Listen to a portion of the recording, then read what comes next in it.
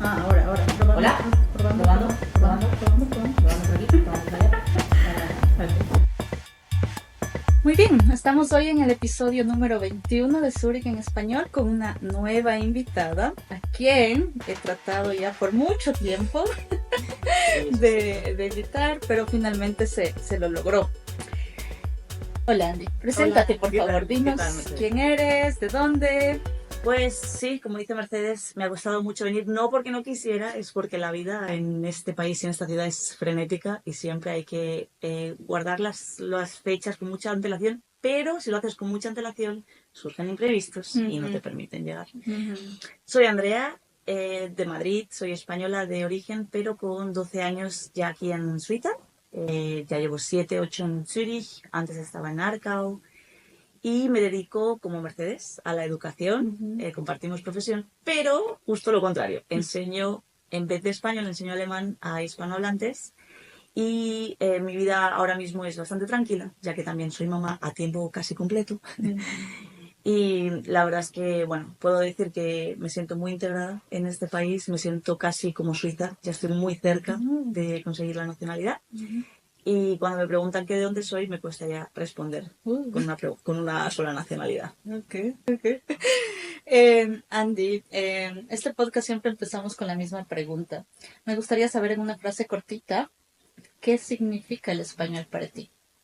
El español para mí significa casa, o sea, eso para mí no hay duda. Y de hecho en mi casa actual, que es la que tengo aquí, en Zurich, solo se habla español, por suerte.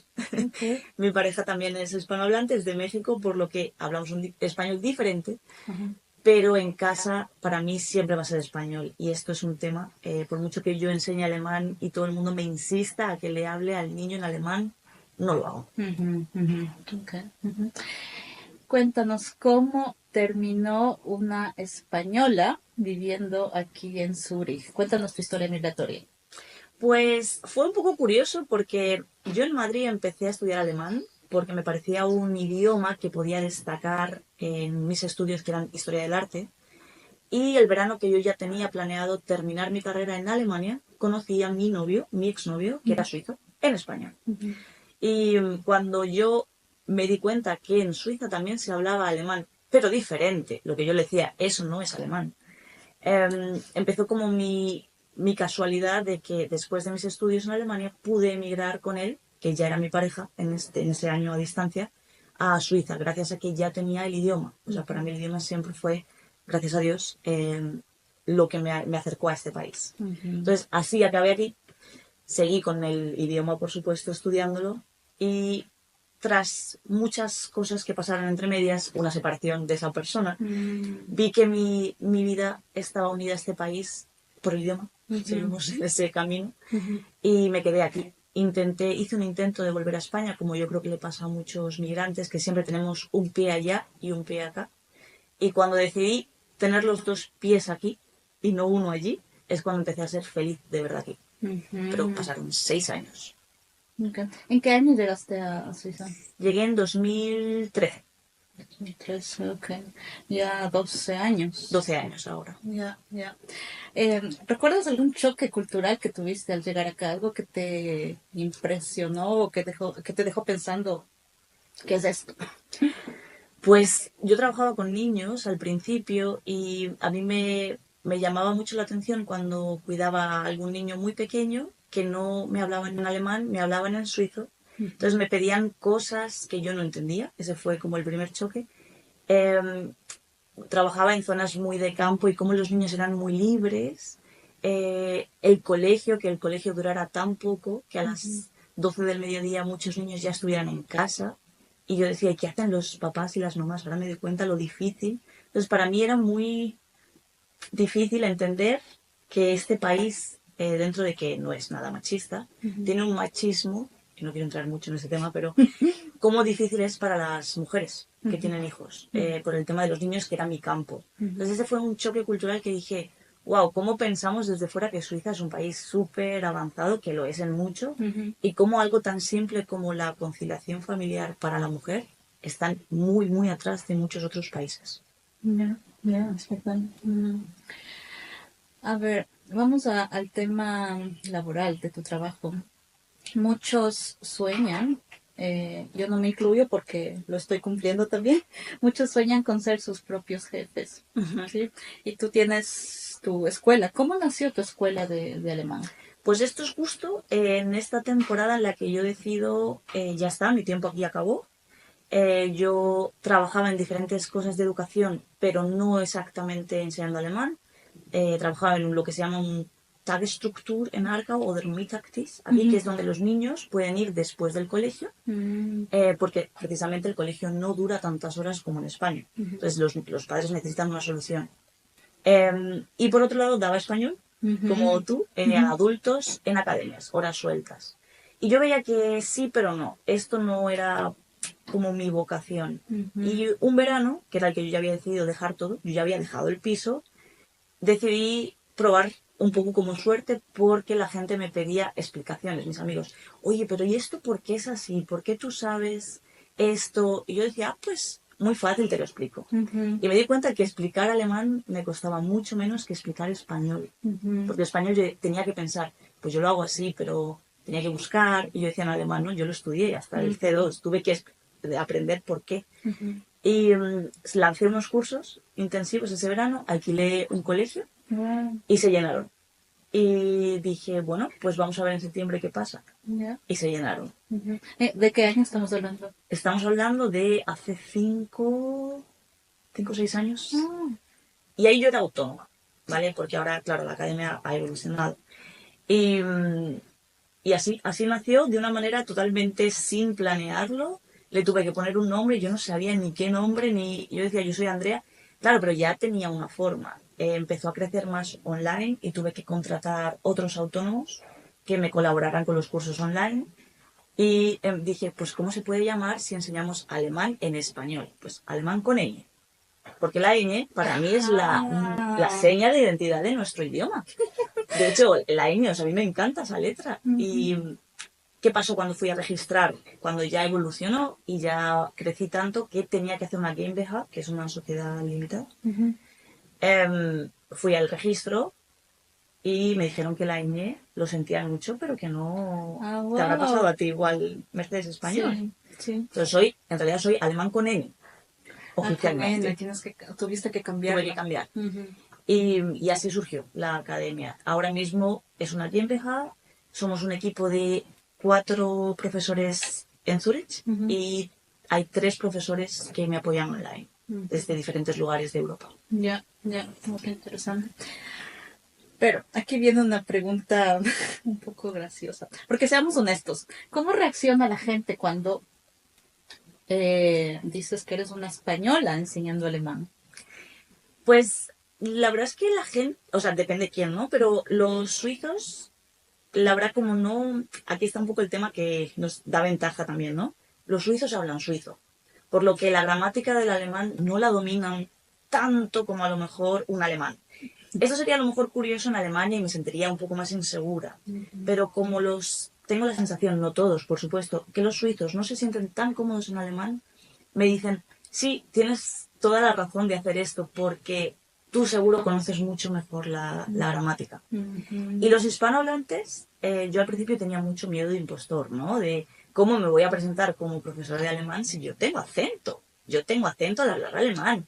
Y ya alguien me dijo una vez, tú puedes hablar perfecto un idioma con acento, porque el acento no es un fallo, es una seña de identidad. ujú, Entonces, los hispanohablantes la verdad es que se alegran cuando dicen, ¿pero eres nativa? Y al principio yo decía, bueno, y como que quería evitar, y ahora digo, no, no lo soy. ujú. Yo tuve que aprender como lo vas a aprender tú. Y eso les da mucha más seguridad. O sea que lo que yo veía que era como algo malo, ahora es una fortaleza. Wow. Ah, Así que ujú, ujú. ¿Has tenido estudiantes suizos aprendiendo Hochdeutsch? no en mi academia, pero yo trabajo para otra academia y sí he tenido adolescentes o, bueno, niños que son suizos que quieren aprender gramática de primaria o secundaria Ujú, y la verdad es que no hay ningún problema en que se la explique. Se explica diferente, por supuesto, a un nativo y ahí sí tengo que preparar muchísimo más porque obviamente no es lo mismo enseñar el A1, A2, ujú, B1 que enseñar cosas muy gramaticales a niños que van al colegio. Aún así, pues todo tiene una lógica, se puede preparar y se puede enseñar. Ya, y tú como profesora de alemán, ¿qué tiene o algo especial que tenga el alemán que te guste y que algo que no te guste definitivamente del alemán a pesar de ser profesora? Me gusta mucho que no hay muchas Ausnahmen, Excepciones. excepciones, me olvidé esa palabra. No hay muchas excepciones, o sea, las hay, pero incluso las excepciones suelen tener una regla. Entonces, la verdad es que eso me hace dar una seguridad también a mis estudiantes. Digo, ok, esto es irregular, pero el irregular tiene esta regla. Y es como, wow, esto es un diptongo, pero es que siempre va a ser así. Esto es así. Lo que no me gusta definitivamente son los 3 géneros. El der, die, das, que aunque también hay ciertas lógicas, es algo que no se puede explicar. Y la única cosa que puedo decir a la gente respecto al alemán es que se aprendan las palabras desde el principio con el género. Porque es algo que yo no hice y cuesta a veces, tengo que pensar. Ahora ya digo, ¿cómo es el dativo? Y me sale automáticamente el dem o el der, pero ahí digo, neutro o masculino, ¿no? Entonces, definitivamente eso lo odio. Lo odio. Ya, creo que no eres la única. ¿Te ha pasado alguna anécdota o algo especial enseñando alemán a hispanohablantes? O quizás algún error que los hispanohablantes hacemos, y me incluyo, quizás en la pronunciación o en el vocabulario, que tú notes que se repite con frecuencia? O sea, anécdota te puedo contar, que me viene así a la cabeza. Cuando estaba enseñando una vez los países en uno de los cursos, pues hay muchos países que acaban en Land, que significa país. Deutschland. Entonces, no sé, yo estaba un poco cansada ese día y teníamos como ejemplo Polonia. Yo dije, Poland. Y luego me quedé pensando, pero Po es culo. Digo, es país de culo, nunca me fijé en esto. Y ya alguien me dijo, no, es Poland. Y dije, he dicho Poland. O sea, en mi mente como que lo vio súper claro y a partir de ese día como que se me quedó grabado el país de culo, ¿no? Eso fue muy gracioso en la clase. Y se me ha olvidado lo que me preguntó. No, era sobre o quizás algo en la pronunciación, que los hispanohablantes siempre hacen errores. Bueno, hay cosas de pronunciación muy específicas que son el tema de la V y la B, que esto es algo que cuesta mucho de hispanohablante y sí, aquí salen anécdotas como cuando al principio las primeras frases son yo vivo en Zürich, y dicen ich wohne in Zürich, pero a veces me dicen ich wohne, entonces judía o frijol. Entonces yo siempre le digo, ¿tú judías o frijoles en Zürich? Y se quedan como, digo, no, es que wohne es frijol. Entonces esto es como que al principio ni lo escuchan y con el tiempo ya les digo wohnen y dicen no, wohnen. Esto sí es algo que es muy sutil, pero que cambia mucho cuando hablas con un nativo. Claro. Ok, Andy, yo sé que tú estás casada con un mexicano, sabemos que enseñas alemán y sabemos que eres española. ¿Cómo es el día a día en esta torre de Babel familiar? Pues es genial. El otro día pensaba justo que me encanta la mezcla que tenemos. Lo que menos tenemos actualmente y me da pena es España en casa. Porque yo como que cada vez me estoy separando un poco más de esa cultura que quizá nunca he sentido muy mía. Esto es lo que me hace pensar. Porque sí, tenemos mucha cultura mexicana. La comida que comemos en casa es más mexicana que española. Hay más tacos que tortilla. Esto es así. Cuando hablamos de tortilla, hablamos de la tortilla de los tacos, no de la tortilla española. Y sí, esto es así. Y sí me da pena e intento poner a veces un poco música, pero es cierto que yo me siento mucho más unida a Latinoamérica. Y esto es desde siempre. ¿Y tus estudiantes qué son la mayoría? Tenemos mezcla. Okay. Sí, hay una mezcla. Actualmente hay, por supuesto, muchos latinos, pero hay muchos latinos que se sienten españoles porque han vivido muchos años en España. Entonces, al final, son españoles. Por lo que tenemos una mezcla muy bonita. Yeah. Eso sí, todos hispanohablantes. Todos. Okay. Es decir, el español es el idioma que domina en tu día a día. La verdad es que últimamente sí.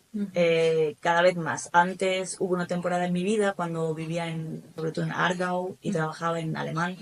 porque ahí dirigía ese centro de día, que mi vida era en suizo, ni siquiera en Hochdeutsch. Ahí todo el mundo hablaba suizo, los niños, las trabajadoras.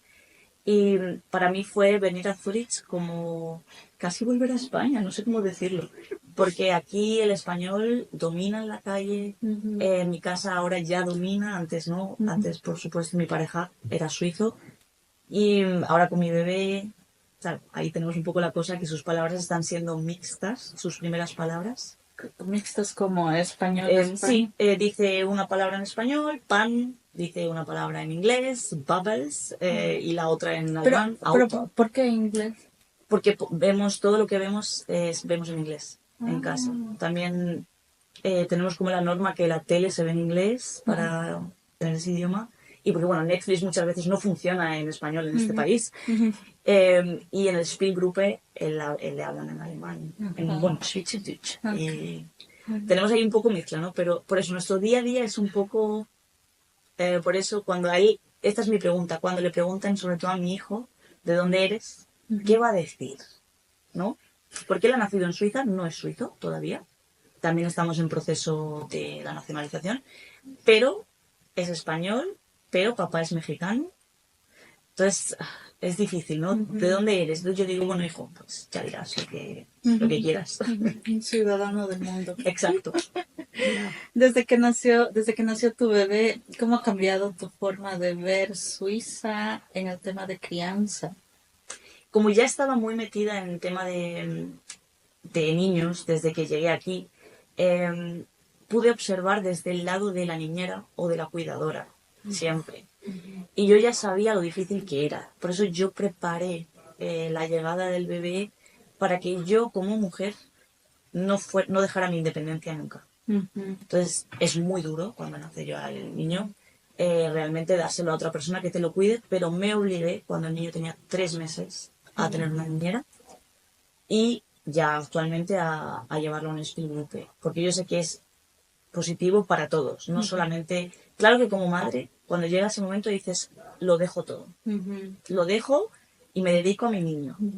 Pero yo lo he visto desde fuera y al final eso acarrea una depresión, porque dejas tu independencia, dejas tu día a día, y a mí me encanta estar fuera y me encanta estar con mi hijo. Ahora mismo lo que he dejado de lado es la vida social, un poco. Pero no me duele, porque yo tengo en mi trabajo mucha vida social. La verdad. Hablemos un poco de la integración. ¿Hay alguna tradición suiza que tú ya has integrado a tu vida? ¿Del día a día o del día a día? No dar 2 besos. Me parece estupendo. O sea, yo sí abrazo a gente que conozco mucho, pero gente que no conozco, no tengo ganas. Típico que te presentan, vino mi amigo o alguien que está muy lejano, no tienes ganas. Puedes dar la mano sin problema. Esto ya ha pasado alguna vez en España y he intentado no saludar con 2 besos a alguien que no tengo ganas, porque no conozco, y se ofenden, sobre todo los hombres. Entonces, esto me encanta y de hecho es algo que ya mi bebé con 1 año hace. Y sabe dar la mano y decir Guten Morgen y con la mano. Y me encanta esa tradición, no solo suiza. Y tema de comida, bueno, también los Gipfeli de las 9 son sagrados, el Znüni y el Zwiebel. O sea, esto también está integrado en nuestra rutina de casa. Bueno, para los que no comprendan, el de la mañana es el de las 9 y el otro es el de las 4, ¿no? Eso es como un snack. Un snack en la media mañana y un snack en la media tarde. Eso es. Sí, el tema yo creo que los horarios de comidas y cenas, antes de emigrar, yo ya los tenía europeos. Yo no comía ni cenaba tarde como los españoles. A mí me gustaba comer a la 1 y cenar a las 9. Y aquí a las 7, si yo puedo, ya estoy cenando. Claro, los horarios. Cuéntanos cómo fue, volviendo un poco atrás, cómo fue tu proceso de integración. ¿Te sentiste desde el principio bienvenida en este país o sientes que te tocó luchar? Pues sí y no, las dos cosas, voy a decir, ¿no? Por una parte tuve el lujo que yo emigré en una situación totalmente diferente a la que viene mucha gente. No emigré ni por necesidad, yo no tuve necesidad al principio ni de trabajar para poder comer. Yo venía a la casa de alguien que era mi novio, que ya trabajaba, y tuve un tiempo de adaptación, unos meses. Enseguida me puse a trabajar de lo que fuera. Entonces, ahí de momento me sentía integrada porque iba con sus amigos, con su familia. El problema fue cuando empecé a buscar trabajos un poco más mejor remunerados y que fueran acordes con mis estudios. Ahí es donde he tenido momentos en los que sí me han dicho, te tenemos que pagar menos por ser extranjera, ¿no? Y que me ha dolido. O comentarios un poco racistas, por supuesto, incluso siendo blanca, rubia, da igual. En tu pasaporte pone España. Entonces, al final somos un país del sur de Europa y así nos ven. No todo el mundo, pero en ciertos trabajos remunerados he tenido que, lo que yo digo, demostrar 3 veces más que lo que tenía que demostrar una persona de aquí. He conseguido puestos que ganándoselo a suizos, pero en mi opinión teniendo que demostrar mucho, mucho más. Entonces eso es la parte que duele cuando emigras, que aunque domines el idioma, tengas la formación, eres extranjero. Y eso siempre cuenta. Ya, pero también uno saca enseñanzas de ahí, ¿no? Por supuesto. Sí. Y te enseña que tienes que valorarte tú el primero y que ya no te duele cuando te dicen, no, es que esto está mal, te atreves. Yo ya, lo que digo, yo ya no tengo zona de confort. Porque como me he tenido que enfrentar a situaciones en las que dices, ay, pero ¿cómo me voy a postular a este trabajo si soy extranjera? Y dices, pues me postulo. Y ahí te valoran. Ahora trabajo en una academia que accedo a contratos con ayuntamientos que yo me hubiera dado vergüenza antes y me llaman porque mi trabajo está bien hecho y da igual que sea García y no Schneider, porque ya conocen, pero eso ha sido un proceso, claro, y eso de mucha autoconfianza. Ya, ya. Y con el mismo tema, ¿qué consejos le darías a alguien que acaba de llegar, que está empezando a ese proceso, empezando a buscar trabajo, empezando a tener que quizás cambiar su idea de lo que iba a hacer aquí? Lo primero, yo lo que le digo a mis estudiantes es, por supuesto, el idioma es fundamental. Y lo segundo, que se valoren, que no dejen que nadie les pise. O sea, que ellos son tan válidos como una persona de aquí y que si ya están aquí y su pasaporte permite estar aquí, que nadie les tiene que decir fuera. O sea, eso lo decidirá la autoridad suiza. Entonces, que se sientan que tienen todo el derecho, y eso se lo repito cada día, de quejarse. Si ellos ya tienen un trabajo y pagan sus impuestos, de exigir lo mismo que un ciudadano de aquí, porque al final, cuando tú vives aquí, tienes los mismos derechos, menos el de votar, que es un tema que a mí me molesta. Entonces, les digo siempre que no se hagan pequeños, que se hagan grandes, que tienen que, o sea, quejarse. O sea, yo se lo pongo un montón en Instagram. Cada vez que me quejo y gano, que me suele pasar mucho, me alegro y lo comparto y digo, ¿veis? Esto no tiene que ver con idioma, es sentirte seguro y decir, yo tengo el mismo derecho a quejarme que uno de aquí y tú me has dado un mal servicio y da igual que yo sea el extranjero. Te voy a decir que el servicio está mal hecho y me lo vas a solucionar. Pero esto yo sé que es el miedo del inmigrante de sobro aquí. ¿Cómo voy a quejarme si estoy de prestado, no? No estoy de prestado. Mi pasaporte me permite estar aquí, estoy con pleno derecho. Bueno, y quizás también es mucho, o tiene mucho que ver el tema de la lengua, ¿no? Y Sí. Para eso estás tú, para ayudarles. Tiene que ver el tema de la lengua, pero siempre les digo, Zurich, en el caso de Zurich, es una ciudad en la que se habla inglés y todo el mundo debe hablar inglés y nadie te puede, casi nadie, y si en el servicio al cliente de un lugar te dicen, no te entiendo, dices, por favor, me pasan a alguien en inglés. Claro, ahí está la cosa. Si no hablan inglés, ya estos son los consejos que solemos dar. Emigrar a lo loco, sin trabajo y sin ningún idioma, no es imposible, pero es a día de hoy muy difícil, muy, muy difícil. Entonces, ese es también mi consejo, que no venga nadie sin dominar, por lo menos el inglés, para moverse y ponerse con con el español también, si no lo saben, por supuesto, pero ponerse con el alemán, por supuesto, antes de venir, si puede ser, y una vez aquí, pues es que es obligatorio. Hay muchas opciones baratas, caras, gratis incluso, del cantón, de todo. Ya, posibilidades hay suficientes. Exacto. Andy, si tuvieras que describir tu vida en Suiza con una sola palabra, ¿cuál sería? O sea, va a quedar un poco mal, pero perfecta. O sea, ahora, hoy por hoy, pero no siempre lo ha sido. Y eso es lo que quiero que quede. Hablamos de hoy. Hoy por hoy, yo tengo que decir, tenemos una armoniosa, voy a decir. Armoniosa. ¿Vale? Porque perfecta es mucho. Armoniosa. Podría ser perfecta, ¿por qué no? Pero no quiero que quede ahí como, la vida en Suiza, que es lo típico que se está vendiendo ahora, ¿no? Pero después de 12 años puedo decir esto. Hace 6 años, si me preguntas cómo es tu vida en Suiza, te hubiera dicho desastrosa. Y hace 8 te hubiera dicho deprimente. Ya, toma tiempo también, ¿no? Para Mucho. lograr todo lo que uno quiere, lo que uno espera. Un poco para concluir, y es otra pregunta que hago a todos mis invitados, es, en tu caso como española, ¿qué llevarías de Suiza a España y viceversa? O sea, ¿de souvenirs? No necesariamente el material, puede ser cualquier cosa. Vale.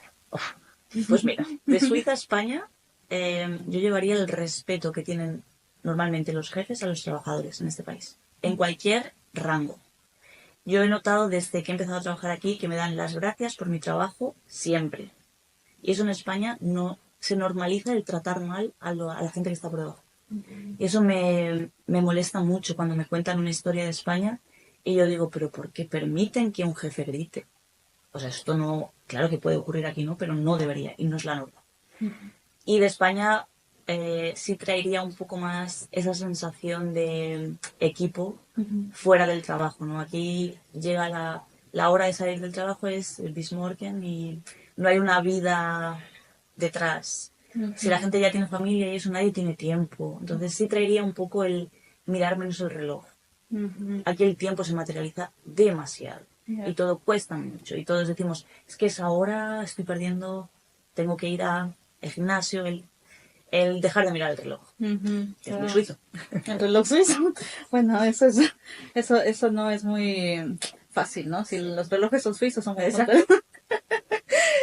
Andy, tengo un juego para ti. Es un ping pong. Yo digo una palabra, yo digo 2 palabras, tú escoges cuál prefieres. Vale. Fondue o tortilla. Que puede ser tortilla española o mexicana. Bueno, de esas 3 tengo que decir tortilla española de mi madre. Ok, ¿ya? ¿Suizo, alemán o Hochdeutsch? Hochdeutsch. ¿Zurichse o el Mediterráneo?